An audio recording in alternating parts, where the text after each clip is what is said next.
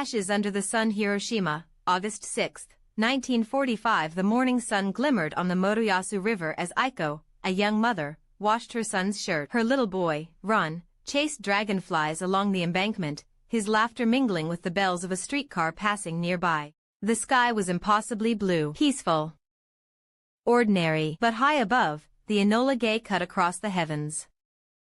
Inside, Colonel Paul Tibbets glanced at his watch. The weight of the moment pressed down on him. He knew what was in the belly of the plane. The crew avoided each other's eyes.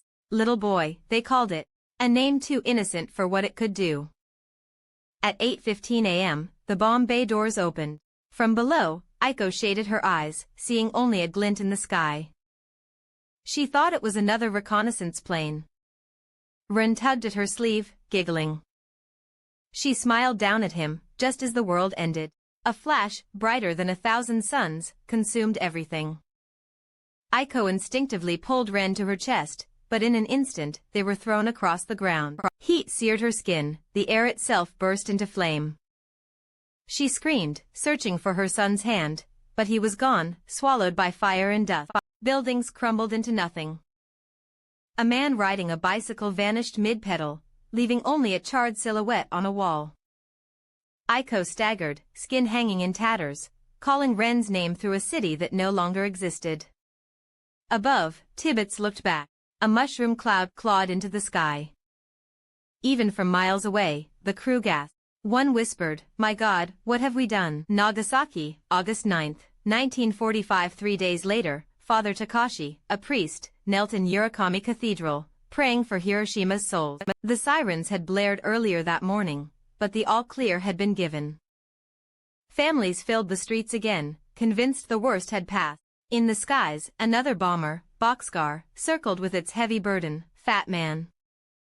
At 11:02 a.m., Father Takashi raised his head. A deep roar filled the air. Then, silence. A moment's stillness before the world erupted. A ball of fire swallowed the valley. The cathedral exploded into ash, crushing worshippers in an instant. Father Takashi was hurled across the stone floor, flames devouring the sacred walls. Outside, entire families vanished in a single breath. Children burned where they stood. Rivers boiled, their waters choked with bodies. Survivors staggered through blackened streets, arms outstretched, their skin dangling like torn cloth. The smell of charred flesh and smoke clung to the air as Nagasaki collapsed into hell.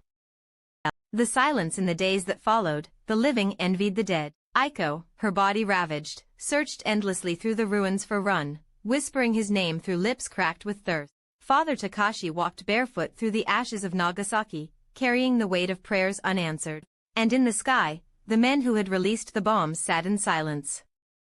Victory was declared, the war was over. But deep in their hearts, the images of fire and shadows would never fade. 2 cities had been erased, over 200,000 souls, gone. The world had split open, revealing a power too terrible to comprehend. And beneath the cruel blue skies of Japan, the ghosts still walk, mothers searching for children, priests praying to broken heavens, and shadows etched forever into stone.